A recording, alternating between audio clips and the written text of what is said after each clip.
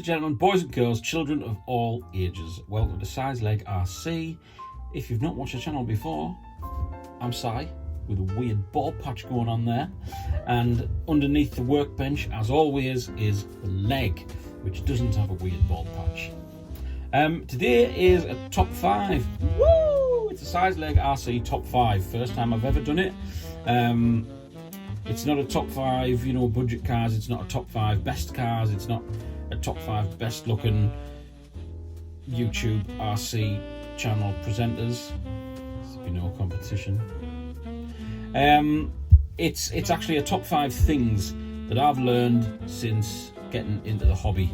And I hope that you guys can take something away from it. I hope if there's any sort of proper amateur novices like myself watching, you might take something away from it. You might not.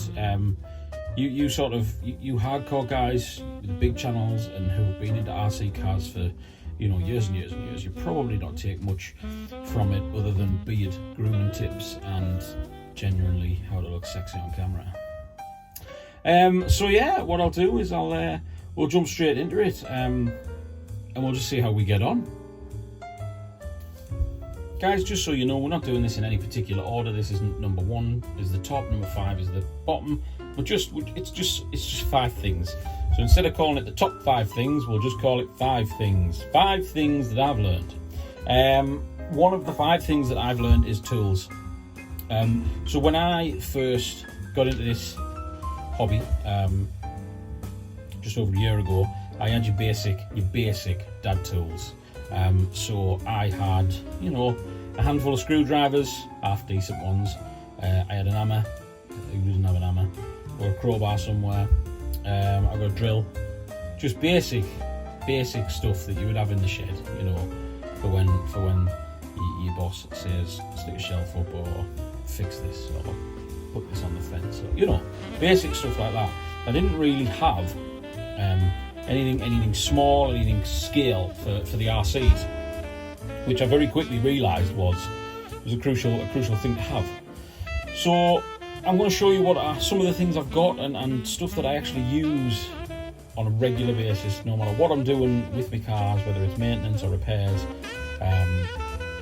These are certain things that I use on a regular basis. So first of all, and you will recognise this if you've had an RC car before, this is your wheel wrench, or your nut tightener, or there's various different names for it. This is a basic one that I got this with a car. It came with one of the RCs. It's got a couple of different ends on it, depending on what size your wheel nuts are. And it's also, what I always find handy is it's got the little hole in there, so you can just slip like an Allen key through just to get that extra little bit of tightness on it, or if it's too tight, get that extra bit of looseness off it. Now this comes with most RC cars, even the budget stuff now, guys. You're getting one of these wheel wrenches in. I didn't have one of those at first, so the first RC car I got, I was actually attempting, believe it or not, to wedge that in, and luckily it was a WL Toys 144001, so it wasn't actually too bad, because you could, on the side of the wheel, you could actually get a grip and get the wheel off. But I mean, after a few attempts messing about with that, it was like no, that's it. Let's get a proper one. I believe one did come with the WL Toys one, but I'm pretty sure it was plastic, and I'm also pretty sure I broke it. So anyway, yeah, so wheel wrench, brilliant little tool. The next thing, which I would recommend, now I got these, let me just hold them up for you guys. These are just some cheap drivers, all right? Now I got them as a pack, eBay. So this one, you've got your little 2mm hex on there. They are all right, honestly. eBay, I think I just typed in something like RC tools or RC toolkit, RC car toolkit, something along them lines, and they popped up, and I'm pretty sure I paid about £6 for these. £6 because I've had them a year, so in my opinion, £6 so far. They've gone a year, you know, that's pretty good. You've got a few hex sets.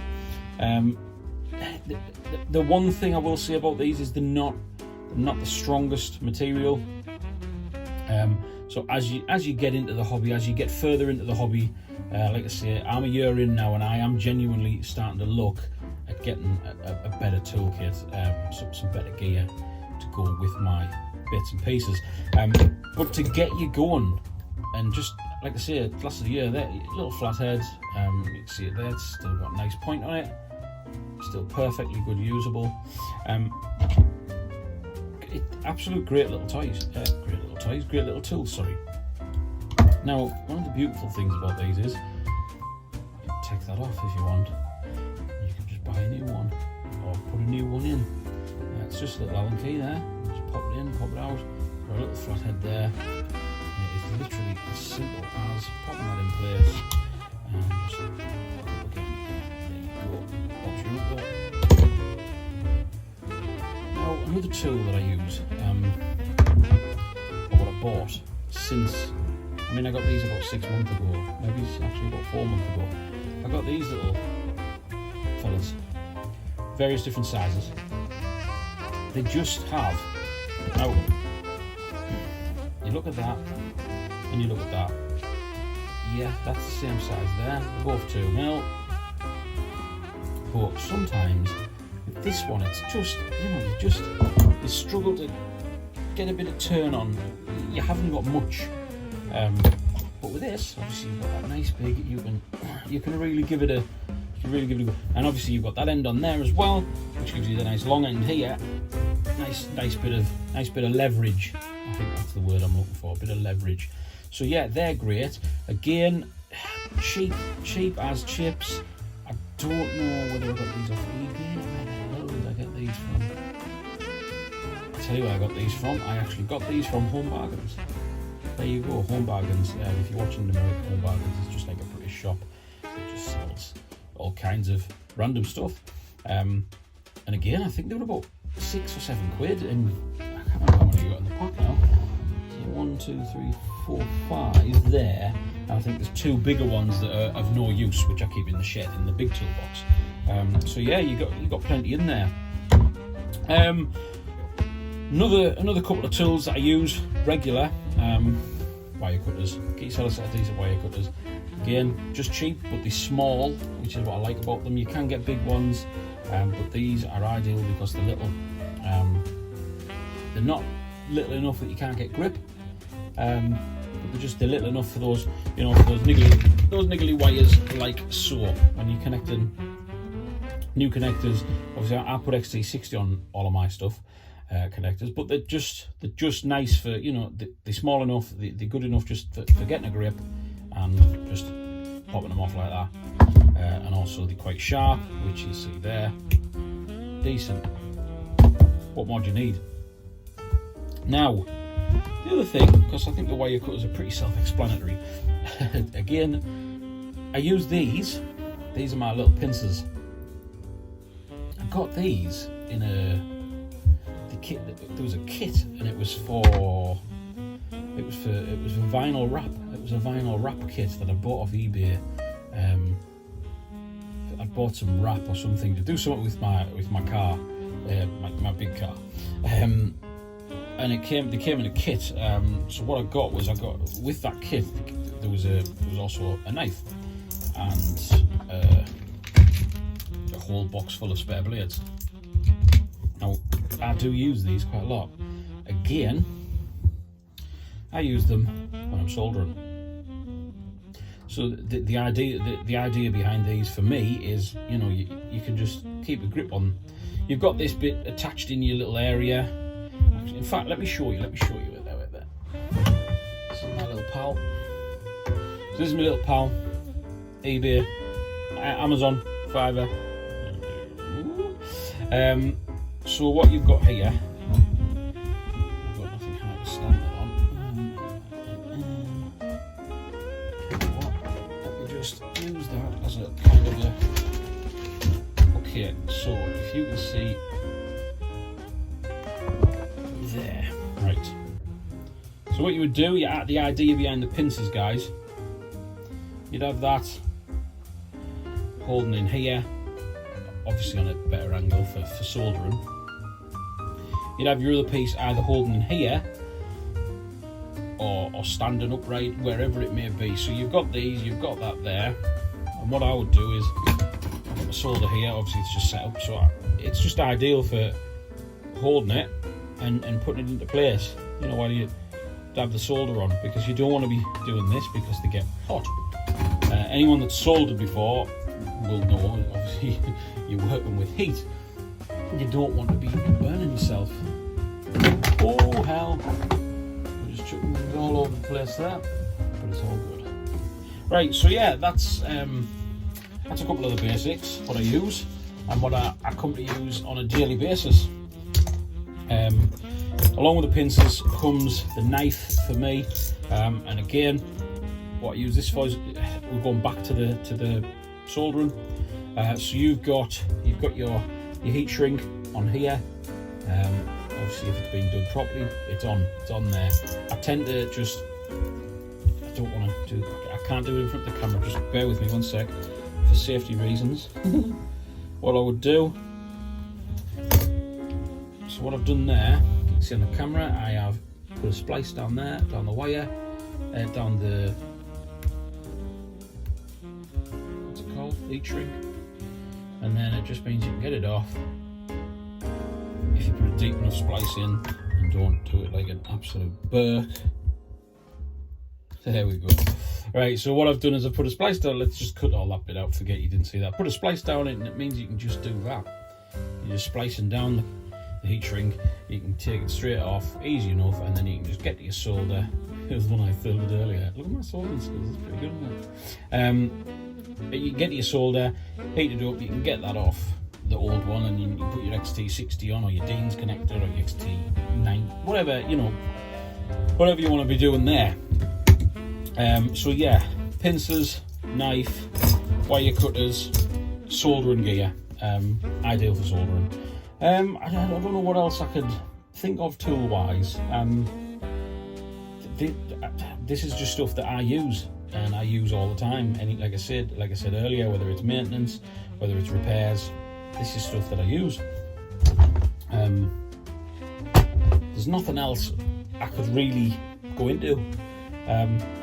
Any other tools that you're going to use, you're going to kind of just, you might use them once or twice. Whereas, like I say, these, constant, always using that, you know, always using these. Only when I'm soldering, I use these, which is quite a lot because not everything has an XT60 connector like I like. So yeah, guys, that was the tools. That was the tools. I hope you take something from this. I can't share any links because I can't. You know, just go on eBay, type in RC toolkits, you'll find pretty much anything you need. And next time you're in Home Bargains, or I tell you another good shop, it sounds daft, but another good shop is like Pound Stretcher, places like that. You always have like a little tool aisle, and they always just have a random box of whatever screwdrivers, and it doesn't hurt to just have a few. I've got these as backups. I've got these. I just got a set of these just as my little backup screwdrivers. And again, get into the tight places. But they're like £3 or something, you know. £3, you can't go wrong. So yeah, that was tools, guys. Guys, number 2 or 4, whichever order you want to go in. Like I say, no specific order. Have a decent workspace. If you've got the space, and you know, if your wife isn't going to smash your face in, or your husband for that matter isn't going to smash your face in because you've got RC cars all over the place and you need somewhere to work them. One tip that I will give you is don't, at the start of a pandemic, don't build your wife a lovely in-cupboard office with a marble look desk and some nice shelving, and then just overtake it and kick her on the couch and use it as your RC repair shop, because she won't be your friend for a little bit. But anyway, that's enough about my personal life. I've got a little space here, and initially I was working, when I first got into the hobby, I was initially working off the glass dining room table, which became very irritating for my wife, especially when we were trying to eat lunch or tea. I had a car there. But anyway, if you've got somewhere, utilise it. I have a small space. I've got a really small space. You've maybe seen it on videos before, but if you give us a sec, I'll give you a quick look. So guys, this is my work area. I've got a little shelf, I've got a light up the top, I've got a light in the corner, I've got the GoPro which seats itself here when I'm doing any videos on the GoPro. I've got bits and pieces on the shelf. I have got another couple of shelves which are going to get put up here just to give me a little bit more space, and I do really need to put that box there up in the attic out the way to give me a bit more legroom. But yeah, I've utilised my space a little bit. So you can see I've got my soldering iron. That just plugs in there, and what I did was I just put that on there, and it just keeps the wire tidy, and it stops it getting attached to the false leg. Little lamp in the corner. Like I say, we've got the light here as well. We've also got the mount there for the phone or any other particular camera that you want to use. What I've also got is I've utilised the shelf up there. So I've got batteries stored in a tin box here. This is just my soldering kit. I've got latex gloves. Because sometimes some of the cars you work on are a bit grubby and a bit crap, and also we've got beautiful blessed hand coats. So here is my shed, guys. Again, it's not the biggest shed in the world, it's just a little 6x4 shed, but I'm utilising it. I've got all the crap at the back there. There's the Phantom hanging up. Some shelves for the slash there. We've got the slash here. We've got the ongoing project of the WL Toys 124019, which is all brushless and lovely now. We've just got a brand new shell here, which we need to paint. We've also got drift projects for the WPL D12. I've got a little storage bit here, which, I don't know if you can see in there, it's just bits and pieces of spares, and there's a back cab off the WPL C24. We've got the Canyon down there. We've also got a barge and buggy in there, a couple of power tools, a couple of drones in there, controllers, and yeah, we've got a cool 18 van, helicopter, and what else is in here? I think there's a little drone in that controller. Anyway, let's get back into the video. So yeah, having a decent space to work in is crucial, I think. Like I said, I was working on the dining room table. It wasn't practical. I know sometimes, a tool would roll off the mat and be on the glass, and you never know, you might scratch the glass. And home product, you don't want to start breaking things around the house or ruining things around the house, because you can't just kick it in. So yeah, that's another crucial thing that I've learned. Having a decent little space. It doesn't matter how big it is. Obviously, it's got to be big enough to get a car in. And like you've seen mine now. It's just a little. I mean, I'm touching both sides here. It's a little room. It's a little understairs cupboard. One day I might get rid of all them coats and have somewhere else to put them and put some more shelves in. But for now, I'm happy. It's fine. It serves its purpose. It's absolutely perfect. When I get my new car, which is 1/8 scale, I don't know how that's going to fare up in here, because that's actually going to be quite a big car. But yeah, we'll see. We'll see how we get on. So yes, guys, workspace. That was 2 or 4, if you like. So we find ourselves at number 3, ladies and gents. Number 3 is a bit of just two things. Again, that I've learned, spares and greases and oils. Have the right type of thing.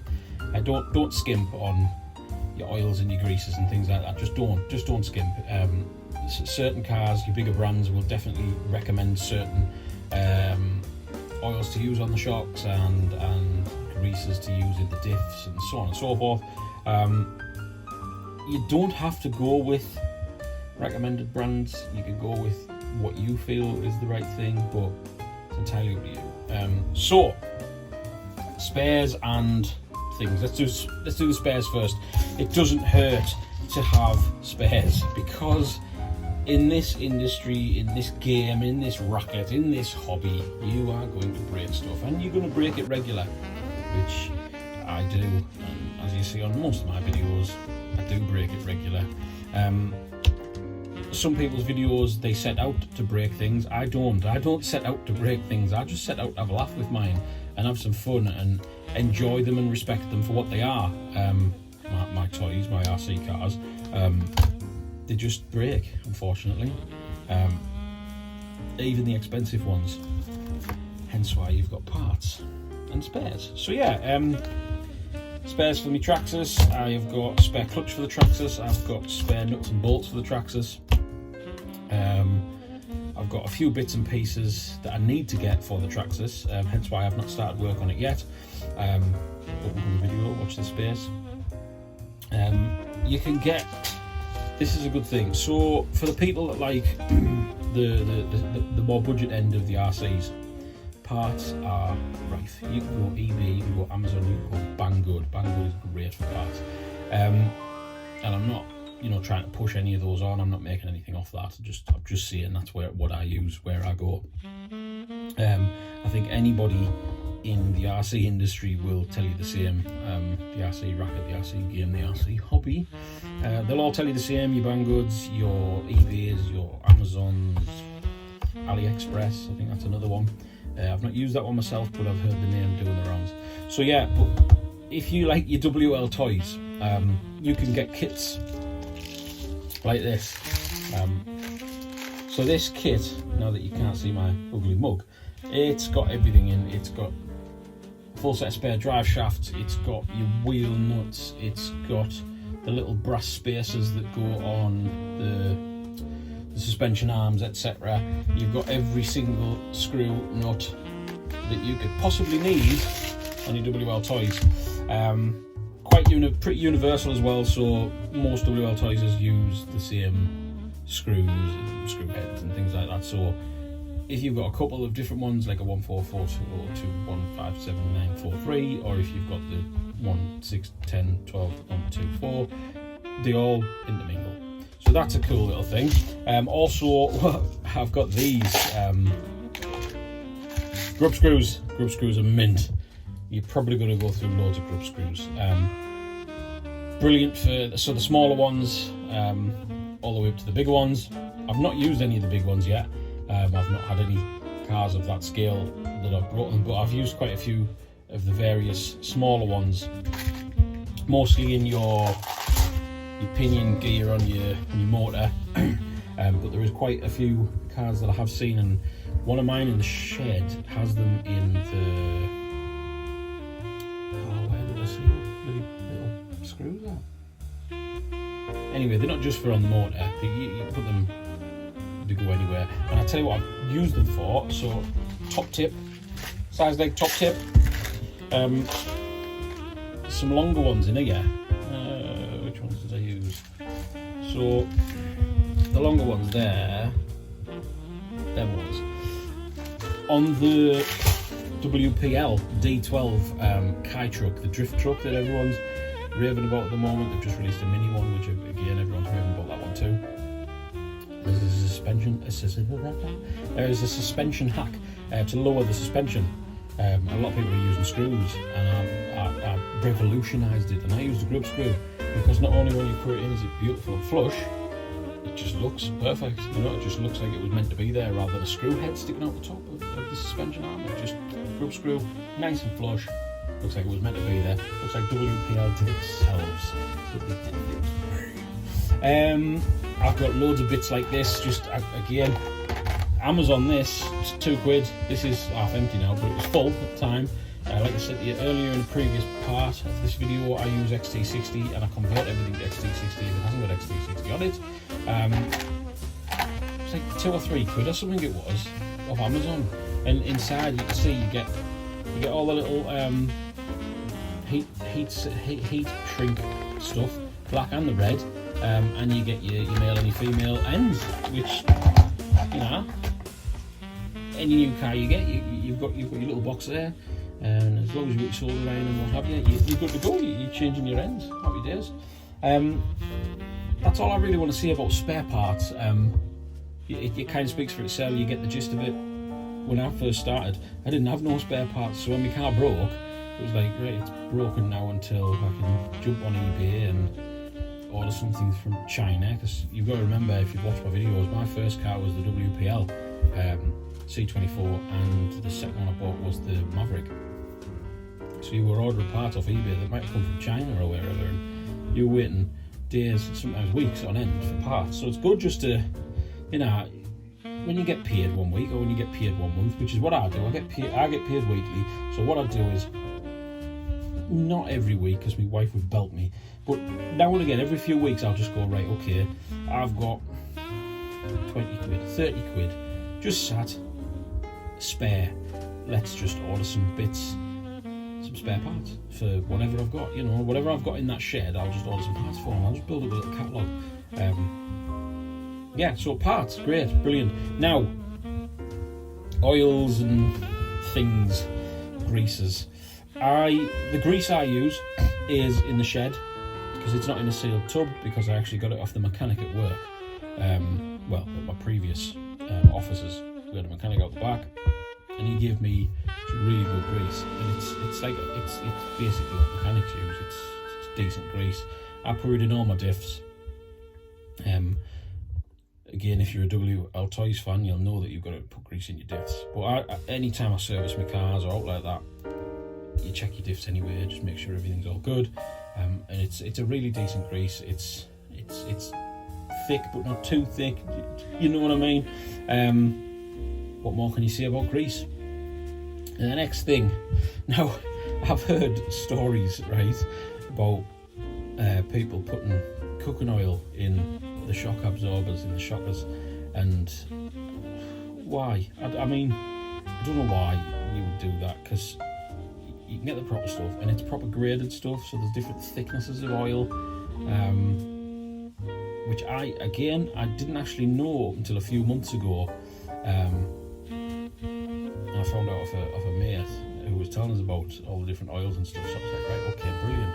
So again, I'm still learning, even up until a few months ago, I'm still learning every day. So you can get stuff like that. So this one here, I use this, it is classed as a 2 ounce oil, and this is going to go in, what was this to go in? Can't remember. I actually bought this for the Subaru, the Tamiya Subaru, which I now have got, it's now been sold. There's actually a young lad on the Facebook group's got it now. It was £5.5 off Model Sport. Again, I'm not affiliated with Model Sport, I'm just telling you where I got it from. So yeah, stuff like that. I've also got a totally different grade oil here as well, which unfortunately is in a Aunt Jackie's Curls and Coils hair remedy bottle. Simply because when they came in the post, my little dog Lottie decided for the first time ever that she wanted to see what was in the envelope, and she bit the lid off the oil and it leaked, and I thought, okay, I need different. And it just so happened that it was I had it in a glass, the bottle in the glass, so that if it was leaking in the glass, so I could recycle it out of the glass. And I was out shopping that day anyway with my wife, and we went into some daft shop.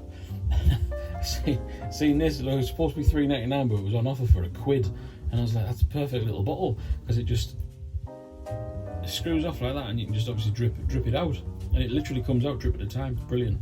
I was like, I'll have that for £1, you know, I'll buy that for $1. So yeah, I got that. I've got a couple of other different oils. I've got a few different things like this. This is a new thread lock that I'm trying out, and so far it seems pretty good. It's just a little small one, but there again, you don't need mass amounts of the stuff. A lot of people are using Loctite. This is a specifically made one for RC cars apparently. So yeah, just there's not much I can go on with that, other than just read your instructions when you get them with your cars. It'll tell you what oil it recommends, it'll tell you what grease it recommends. Some might even come with their own grease, like a packet of, I've seen some come with a packet of grease as a spare, you know. But yeah, if you just check your instructions, that'll tell you what you need, that'll tell you what oil you need. But it doesn't hurt to get on the phone to your local model shop and just say, look, I've got this car, If you've bought a second hand, just go to the local model shop and just say, I've got this, and I use it for this, and it goes on grass or it goes on tarmac. What do you recommend? They'll point you in the right direction. Or again, if you join, a friendly Facebook group, sorry, Gleg RC, you can put the questions in there, and there's any amount of people that would answer your question and help you out, because they're all into the same thing, and chances are they've probably had the same problem as you at one point. So that's another little thing that I've learned. Have some spares and just have the right types of oil and grease, and just try and look after your stuff.